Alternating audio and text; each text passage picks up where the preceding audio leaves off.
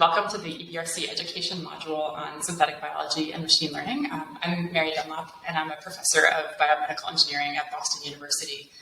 In this series, we're going to be talking to researchers who work at the interface of synthetic biology and machine learning about projects in their group and ideas for how to learn more about this area.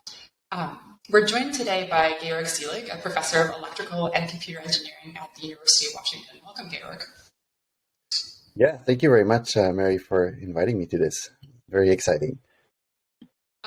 So in this discussion, we're going to be talking about a paper that your lab published, and it's on a model called Optimus 5 Prime, love the name, that accurately predicts ribosome loading, giving sequence data for the 5 Prime untranslated region upstream of a gene of interest. This paper was led jointly by Paul Sample and Ban Wang and was published in 2019 in Nature Biotechnology.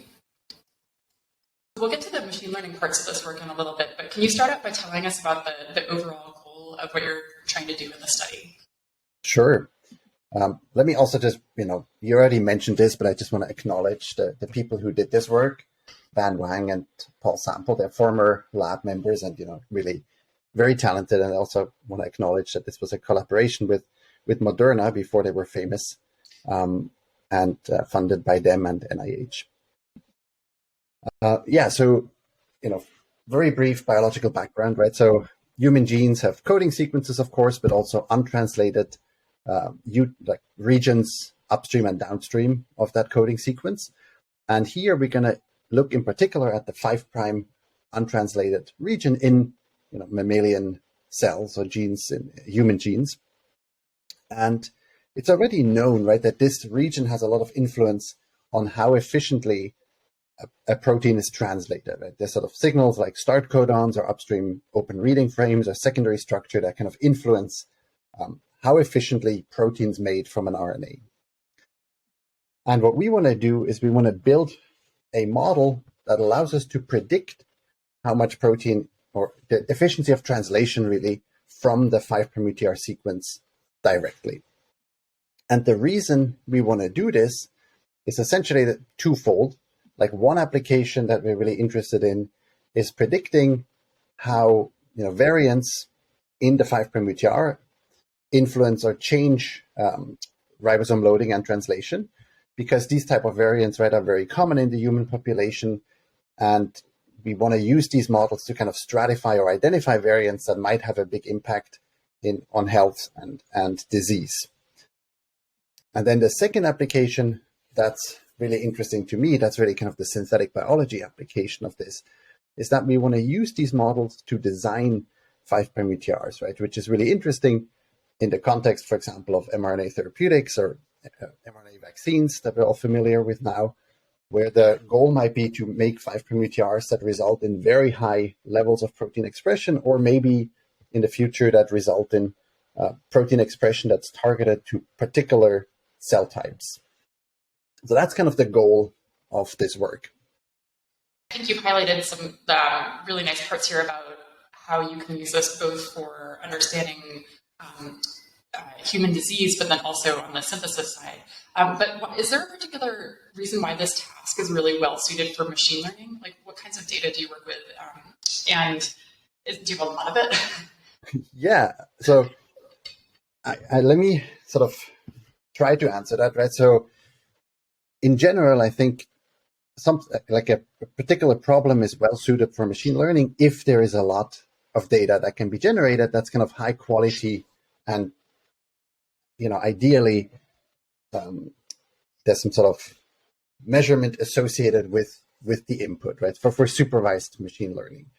And so I want to briefly talk about the kind of data that we have, right? And I also want to preface this by saying that when I say here sequence, or when I said a couple slides ago that we want to build sort of sequence function models or predict function from sequence, I really am thinking about these kind of statistical type machine learning models, right? I mean, there's different approaches you could take. You could look at biophysical models or something like that. But here, the idea is that we want to collect a lot of examples where we have sequence associated with a measurement of translation efficiency, and then just somehow correlate the sequences with the measurements to build a predictive model. So that's the kind of model we have in mind, right?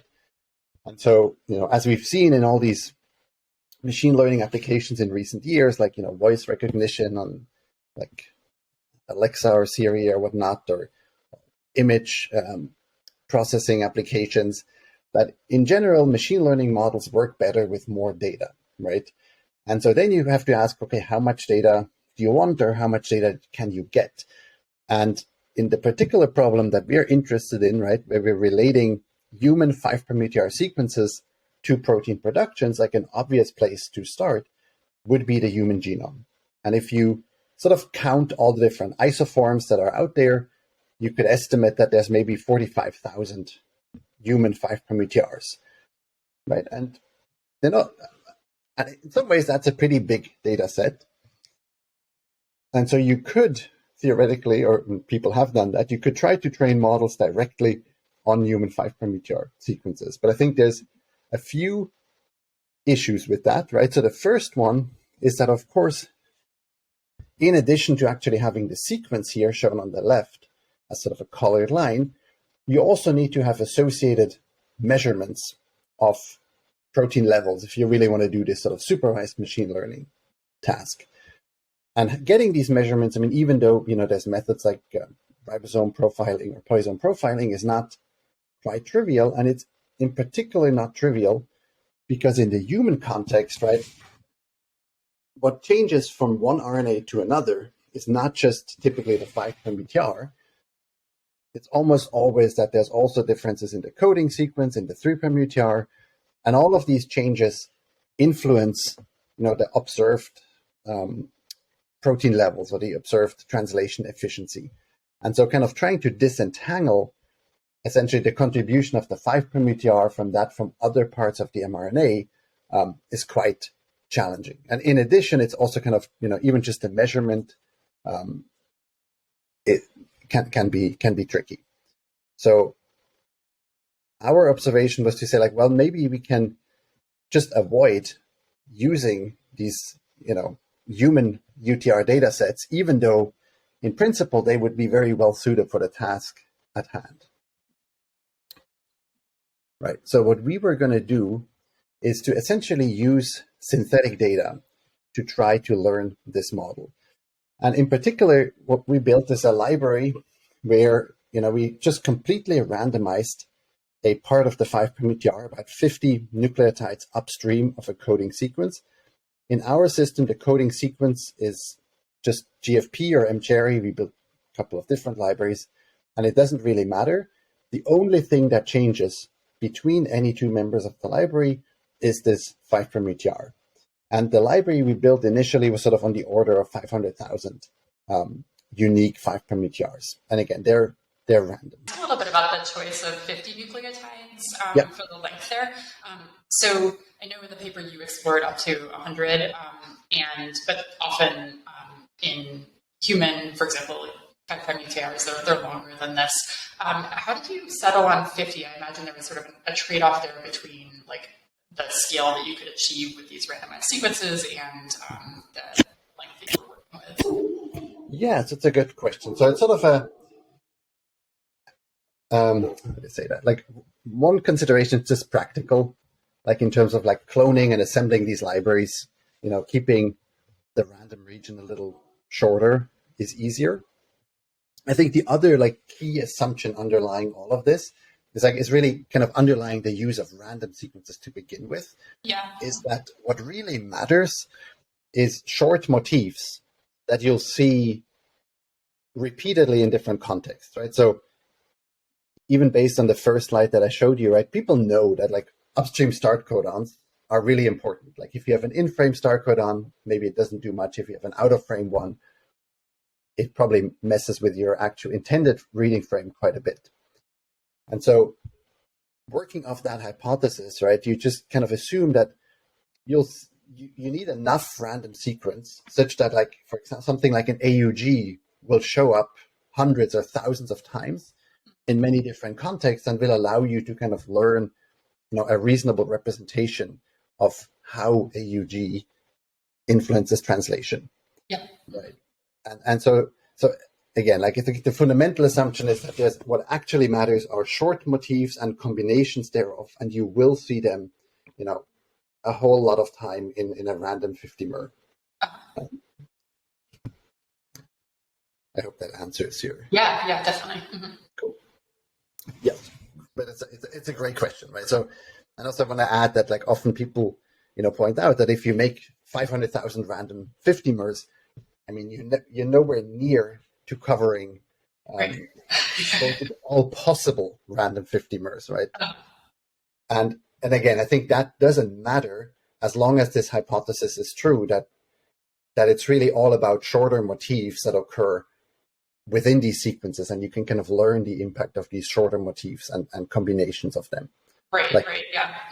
You are going to miss certain things, like if, hairpins, super long hairpins with 20 nucleotides followed by 20 exactly complementary nucleotides, you will never see this. If this is a very important motif, right, that is somehow selected for by evolution, our model wouldn't know about that kind of thing.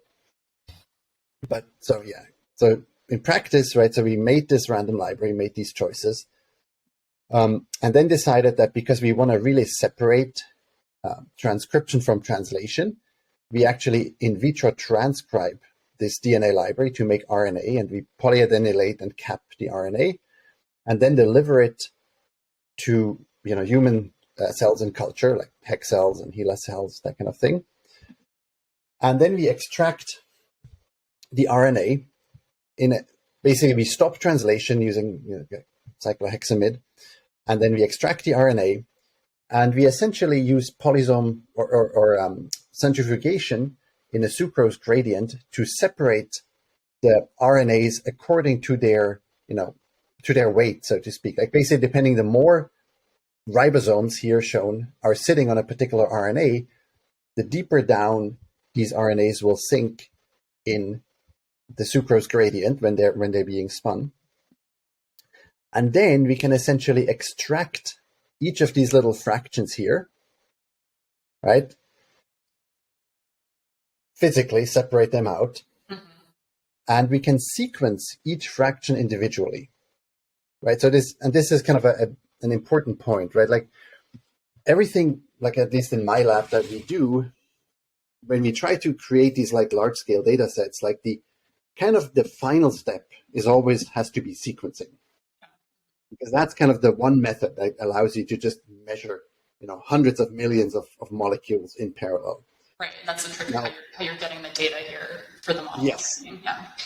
Exactly. And it's kind of what we, at least for us, it's always in the end sequencing data. And this entire thing that I'm describing here is just all about figuring out how you can essentially use sequencing to measure something like translation, right? A priori, ideally you would just sequence the proteins that are being made, but you can't. So what we do instead is we kind of use ribosome occupancy of the RNA as a proxy for how much protein, how efficiently that particular transcript is being translated, right? And so here, again, so we're basically first starting by kind of taking different fractions that correspond to, RNA sequences occupied by, 1, 2, 3, 4, 5 ribosomes. And actually, this is kind of shown better on the right here. So if you look at the absorbance spectrum, assuming it's like 8260 or something like that, right? Of how much this spectrum here basically tells you, what material we see going from the top here to the bottom, right? And each peak essentially corresponds to a particular number of ribosomes sitting on a transcript. So this peak here essentially is, that's transcripts occupied by just one ribosome. This one here is 2, 3, 4, 5, 6, 7, 8. And so then, physically we can collect each of these fractions based on this measurement. And then we can sequence each fraction. And when we sequence each fraction, right, we count for every single molecule that's in there, we count how often we see that molecule in a given fraction. And then, for a particular UTR sequence, I can make a profile, like for this UTR1 here. I can basically say, in this peak, number 1 peak, I've seen, this particular transcript like 20 times, and I've seen it a little more in the next fraction, and then I don't really see it much in higher fractions. Oops. And, for different, so this is kind of shown here again. And, maybe I have a different sequence, and here I'm seeing, this is a better UTR, right, where on average I see it more represented in the higher fractions. And, I can calculate something like this mean ribosome load, which is just kind of one number that I can use to represent how good the UTR is at translating. Does that make sense? From a model perspective, why is it important that you have one number? It's actually not. You could have multiple numbers. Like instead of trying to just predict MRL, you could try to predict, and we actually do this. We could try to predict the entire distribution.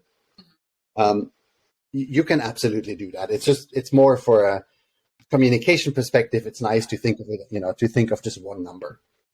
But if for now sticking with the mean value, right? So then the data you end up getting looks something like this. Like your input really is a UTR sequence.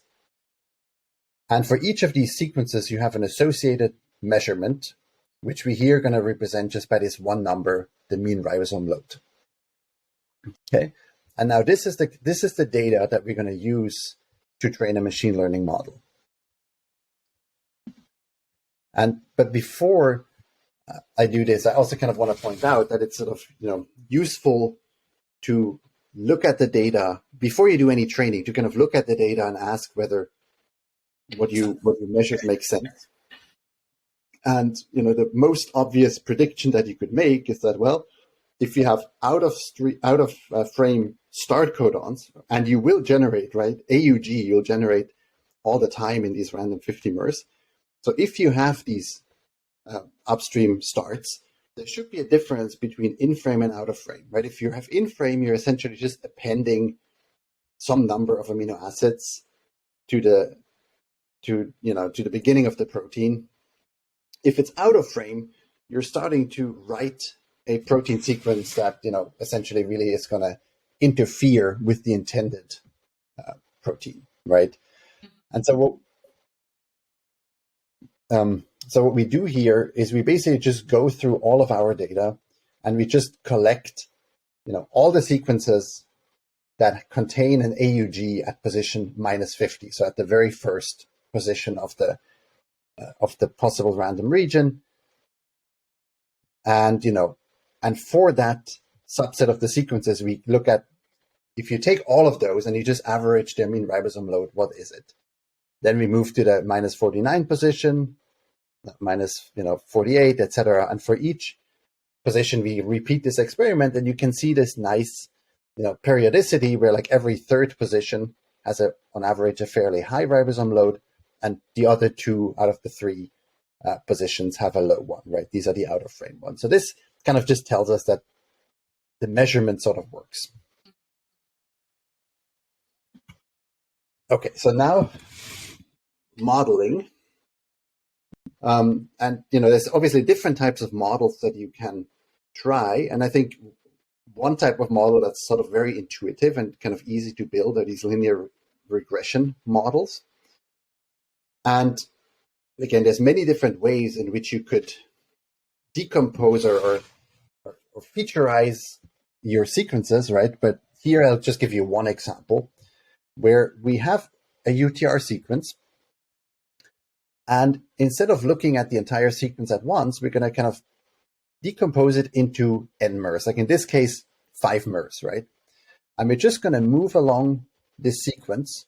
And for each position, we're going to just ask, what's the sequence that occurs, or what's the 5-mer that starts at this position? And that's kind of what I'm entering into this table here, right? So there's all possible 5-mers, there's like 1,000 of them.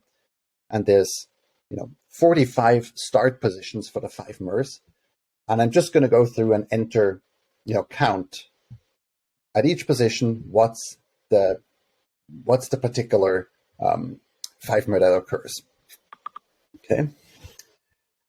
And then, so in this case, these 5 mers are sort of my features. Like I'm going to represent my sequence in terms of counts of 5 mers starting at different positions. And I should say, you could do even simpler models, right? You could think of this, like you could, for example, forget about position, and you could just say the simplest model, like, I can think of is counting how often a 3-mer occurs in my sequence, right? So then there's many fewer features. There's not that many 3-mers. And I don't have information about position, but I kind of can think of this UTR sequence as a bag of 3-mers. That would be a reasonable, way to featureize my sequence. When you don't use position in this case, right, you kind of would lose information about things like the frame that we know are important. And, as you choose smaller features like 3-mers rather than 5-mers, you're also going to have, less, like your model kind of becomes less expressive. But at the same time, it's simpler. So there's, practically, you probably want to try out a whole bunch of different things. So, on the right-hand side, I'm already showing you predictions of this particular model. I'm going to jump to the next slide and show a little more about this model because it's very intuitive. And, but just looking at this, right, so each dot here is a sequence, and, we're comparing prediction to observation, and the correlation is pretty good, right? And also, it's color-coded here according to whether a particular sequence contains a start codon or not. And in general, you can see that, things that don't contain a start codon are better behaved than things that do contain one. And that's really, this sort of out-of-frame start codon, even though it's such a simple thing, is really kind of one of the dominant biological mechanisms that control translation efficiency. Yeah. Actually, before you move on, can I, so just because people are just learning about machine learning in some ways, is this a machine learning model? Yes, this is a machine learning model. It's not a deep learning model, Right. but it's a classical machine learning model, like a linear regression model. Yeah, absolutely. Yes, and the model, I can show you what this model looks like, right? So again, one concept we want to take away from here is that we're taking a sequence and we're breaking it down in terms of certain features, and that the features we've chosen here are 5-mers or n-mers at a particular position, and which is actually the features are really the counts of these n-mers at each position, right? And so in this case, we would say we have 1,024 times 45 possible features. Mm-hmm. And so what we want to do, and this is kind of a little bit of math, right? And so the features are these x's here. And what we want to do is we want to make a prediction. So R hat here is my predicted mean ribosome load. And I want to predict the mean ribosome load in terms of these features, right? And so what I'm going to do is I'm going to multiply each feature by a weight. And the weight is the thing that I don't know, that I have to learn in my machine learning approach. But the idea is that somehow, I can represent this measured, or this, I can predict an MRL in terms of this weighted sum of these observed features or counted features, right? Mm-hmm. And then the idea is that, okay, of course, the measured value is, I should be equal to my prediction up to some error. And now I just want to find the weights that essentially minimize this error. And, again, this is very basic. It's exactly like linear regression you would do in any other context, right? It's like... Can you just point out for people what the linear regression part of this is? Like, where do you see that in the math? Yeah, so this part here is just basically, it's a linear model, right? Mm-hmm. Up here, we're just taking a linear combination of the weighted features. That's where the linearity comes from. And if you just looked at the first two, right? So I mean, if you assumed you only had like this W0 plus W1 xi, right? I mean, that's just kind of essentially the equation of a line in two dimension. Like that's the axis intersect, and that's the slope, right? Like, yeah, y equals mx plus b was how Yes, I learned y it. equals mx plus b. Yeah. Exactly. But here you have, it's not just one parameter you're fitting to, right? Exactly. So here it's higher dimensional. There's more features. So you have a more complicated expression, but it's essentially the same thing, right? And also, this is a bit of a tangent, right? But you could, like one of the classic examples where people in machine learning kind of introduce this is kind of trying to predict house prices, right? And so in that case, the thing that you were trying to predict is not the mean ribosome load, but it's like how much does a house cost in your neighborhood, given a bunch of data of sales of houses, right? And the features in that case might be things like the square footage or the number of bathrooms, et cetera, et cetera. And you're essentially trying to learn from a bunch of examples, like how much should you weigh, I don't know, the number of bathrooms in this house, which could be xi1, right? And other things. And in our case, the features in this particular example are just chosen to be these short sequences or the counts of these short sequences based on this hypothesis that I made earlier, right? That really a lot of the biology is encoded in sort of short sequence motifs that maybe act as binding sites for RNA binding proteins, or that, that are codons or something like that. Okay. And so then you have a prediction, and but you have to find these weights, right? So what you're going to do is you're going to essentially define some sort of error function, like the residual sum of squares, which here in this case is just the measured value minus the prediction squared, and you sum over that. And then you're essentially going to try and minimize this error, which means you take a derivative or you calculate the gradient, because you have many, because it's a sort of a multidimensional problem. And then you solve the resulting equations. And the nice thing that in this case, the equations are going to be linear, right? Because once you take a derivative here, that square goes away. So you get basically a set of linear equations, and you can solve those by matrix inversion or some other way. And so that will give you essentially the weights that minimize this error, and that's your model, right? And in practice, you probably wouldn't just do that. You might also add other terms like your regularization, like trying to ensure that individual weights don't get too big or things like that. But this is the basic idea of this linear regression approach. And I saw on that previous slide you had like a R squared value of like 0.66 or something. So this worked to some extent. Yes. I think this works well. And I should also say that, even though I'm going to jump to a different style of model in a second, we probably didn't completely max out the quality of this model.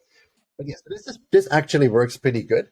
And in some other contexts in alternative splicing, this is kind of like the type of model that was sort of our final model. And I think the nice thing about linear regression is that it's sort of very intuitive and very, relatively easy to interpret. Because basically you learn these weights, right? And if you see that the weight of a start codon in position minus 50 is very high, then you can immediately make sense of that and say like, oh yeah, it's because it's an out of frame start or something. But, even though I'm just showing you this linear regression model, I think in practice, the paper we published, like Optimus 5 prime, actually is a convolutional neural network where the input sequence is basically a so-called one-hot encoded DNA sequence. So basically, this black and white matrix that you see here is a representation of the sequence at the bottom, where a value of 1 is entered if, in this case, like the first base is a C, so position C here gets a value of 1, the other positions are zeros. And so you're essentially representing this DNA sequence kind of as an image. Right, so you end up with this 4 by 50 matrix. Exactly. Okay, so that's your input. this representation. And then the first convolutional layer, I'll kind of show you an example of that in a second, but basically the idea is that you have these filters, and the way I'm thinking of these filters, and this may be not 100% correct, it's almost like positional weight matrices that get trained and that kind of learn to recognize certain sequence motifs, and that you kind of scan along your sequence, and you compare, you calculate the convolution between your filter and the sequence at that point, and kind of ask how similar are they, right? So that kind of replaces these sixmers that we had in the previous model. And that's the first convolutional layer.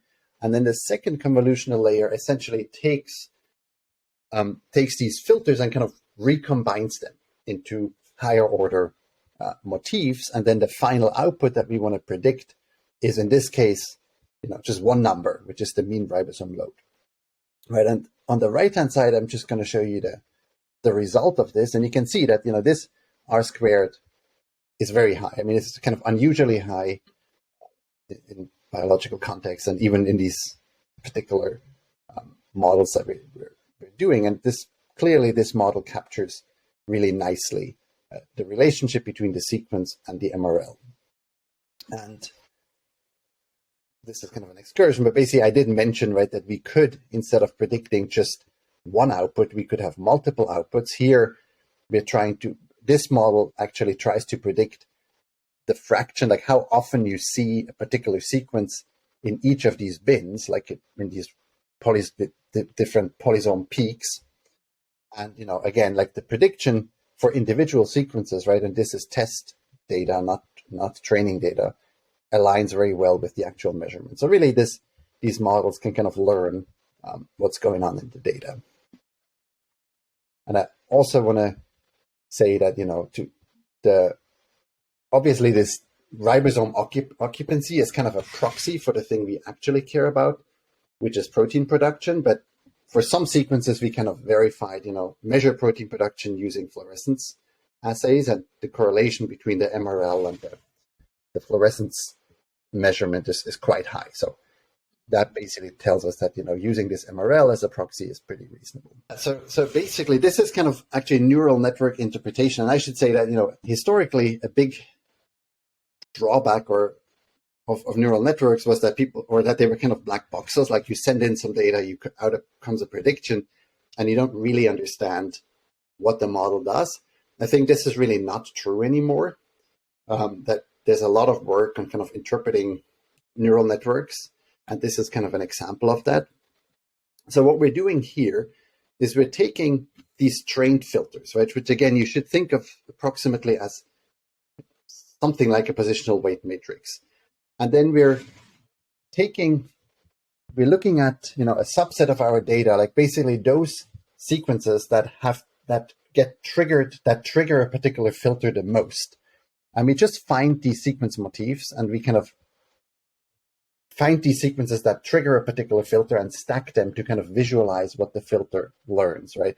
And so here, for example, this at the top is an example of such a filter, right? And here you immediately say, like, what this filter learns is clearly, something about start codons, and maybe, something about up Cossack sequences.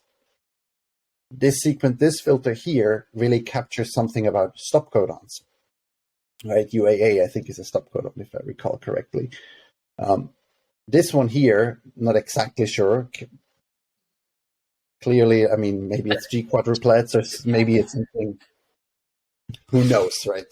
But so I guess there's limits to the interpretation, in the sense that I don't always know what it means, but you can visualize what these filters do, and, in some ways, how confident they are about their prediction. And what's shown down here in this periodic graph is basically taking this filter and kind of asking, as we scan it along a sequence, where does it respond, right? And so again, for this particular filter, which has an AU, which recognizes start codons or learns to recognize start codons, you kind of see this periodicity where it's, really important or has a big impact in certain positions, and then less of an impact when it's in frame, right? Which is, exactly aligns with what we kind of already expect. One question, right, that's interesting is like, why did this neural network kind of give better results than the linear regression model? And I think one answer is if you look at if you do the same trick, like you visualize in some ways sequence motifs that are triggered by the second layer filter, right? And you find things like this, right? So this is pretty cool. So here you have a start codon followed by a stop codon. So this, is an upstream open reading frame, and it's kind of a nonlinear combination of these two motifs. Like an upstream open reading frame actually might have, for example, a less negative influence on translation than simply an out of frame stop codon, right? And with the particular features that I chose for my linear regression model, you wouldn't really be able to learn this kind of combination, because you learn a weight for start at a particular position and you learn a weight for stop at a particular position. And these weights are kind of averaged over all the data. And so you wouldn't really pull out that there's a difference between, start followed by stop in the same frame versus, start not followed by stop or followed by stop in a different frame or something like that. And so this neural network kind of learns in the second convolutional layer to make these kind of nonlinear combination and identify things that are important, right? Or in the second feature, maybe it's like a secondary structure or something like that, where you have a bunch of G's followed by some C's. And so I think that's really kind of where the power of these models comes in, because if these higher layer essentially allow the model to just combine first layer features in some interesting ways. Yeah. I want to make one quick part, which I think you've also brought up in your question, but basically kind of like, how is it synthetic biology? And I really want to think this is kind of cool. One way, right, that this is really something you already pointed out, in which it is synthetic biology, is that we're using synthetic sequences to learn these biological models, right? But then the other way in which it is synthetic biology is that we use our predictor to actually make functional sequences, which are, synthetic and have a particular purpose. And I just want to briefly talk about that. Actually, before that, I'm going to jump here and just make one quick comment about the first choice, right? The fact that we use synthetic random sequences to build predictive models. Like you could say, well, maybe, even though the model works well sort of on predicting a test set from within the data set, maybe it completely fails if you try to apply it to biological sequences. And I want to make the point that at least in this case, we took we took natural 5' UTRs and synthesized them and tested them in the same experimental assay. And you can see that the model that was trained on these random synthetic sequences does really very well at predicting MRL for these native evolved sequences, right?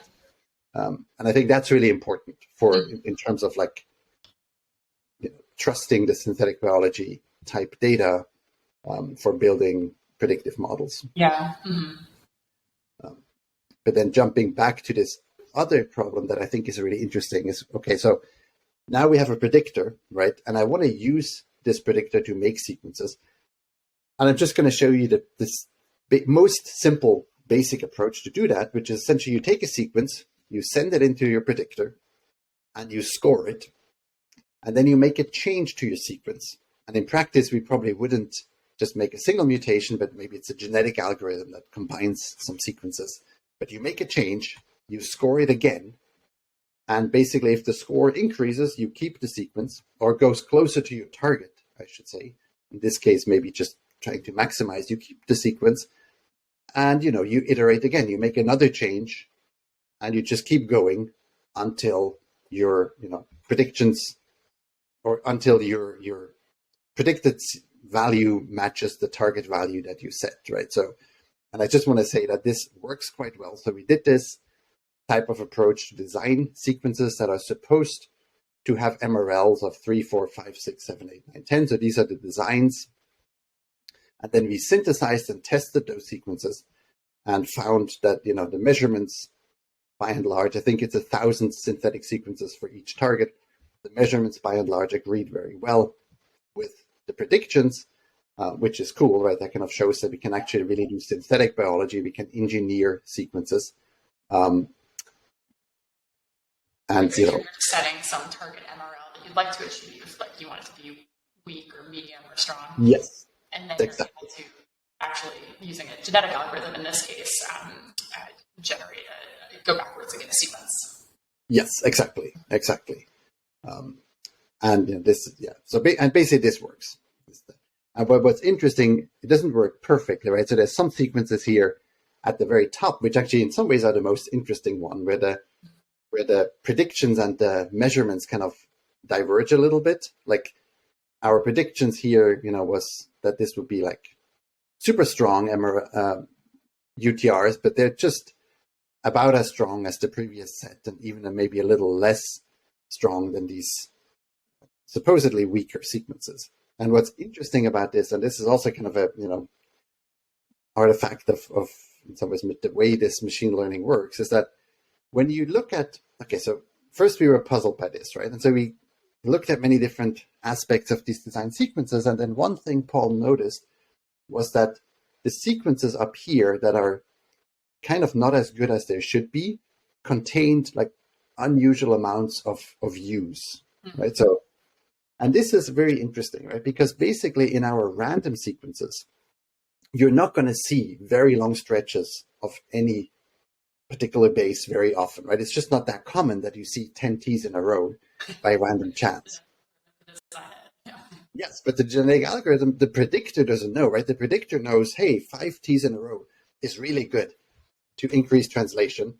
And so then your genetic algorithm, with the help of the predictor, will generate, 6 T's and 7 T's and 8 T's. And the predictor doesn't know, it's never seen this. So it's just going to give all of these sequences a really high value.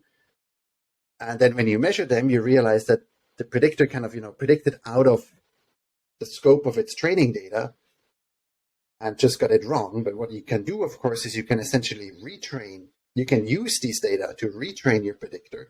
And then your predictions, start aligning much better with your measurements, which I think is interesting also kind of as a, for synthetic biology applications, that you can really think of this kind of as an iterative process. Very akin to the design, build, test kind of cycle. Yes, exactly. And so it's kind of design, build, test at high throughput. Yes. Exactly.